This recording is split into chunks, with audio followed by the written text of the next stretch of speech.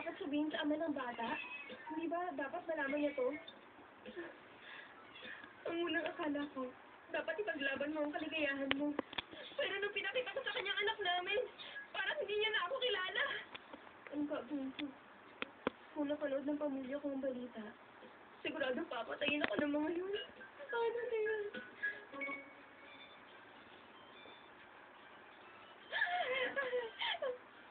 Si Mama.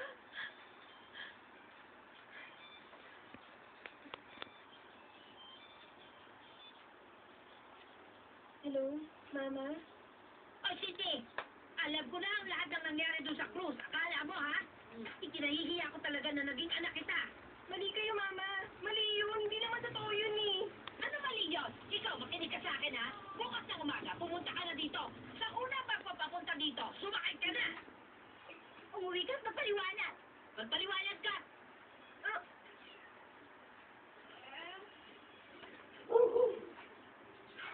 Hoy! Hoy! Binagsak ka na kita.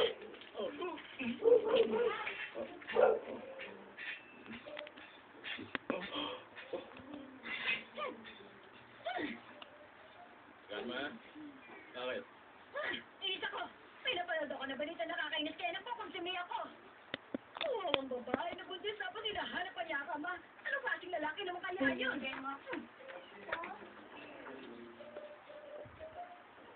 Grandma, nililinawin lang ako sa inyo. Wala akong pakialam kung meron kang lilinawin. Ang lalaki walang paninindigan ay walang yak. Pero mo siya na nakabuntis ng babae tapos hindi pa niya aminin yun. Tingnan mo, sige nga. Business ko nag one night stand. Babaeng office worker na hanap ang ama ng kanyang anak.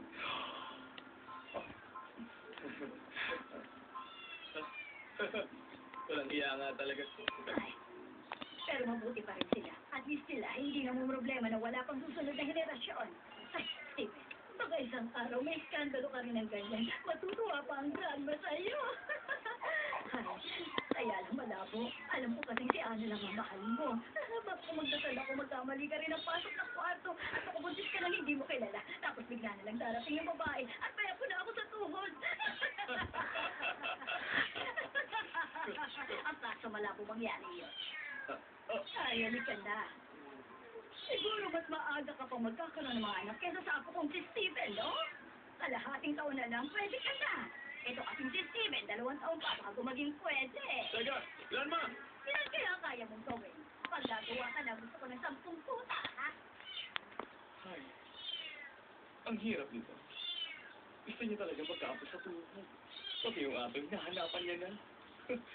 Ibig sabihin, Director, daig ka pa nung, sorry. Sir. Teka, pati hindi mo nalang sabihin lang kay Chairman. Matutuwa naman siya sa balita. Hindi niya pwedeng malaman yun. Teka, sir.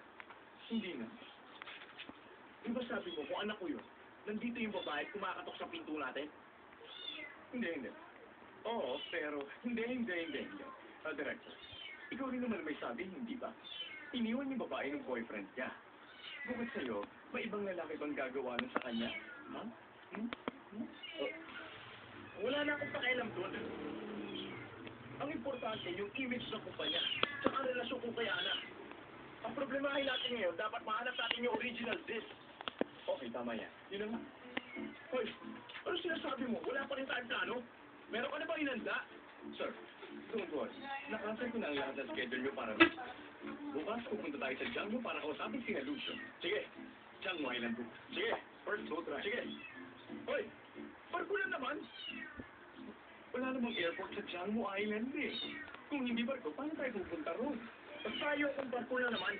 Gusto mong lumaway papunta ron? Director, seryoso ang sitwasyon na ito. Kapag hindi natin naayos to, ikaw ang susunod na malalagay sa cover na to.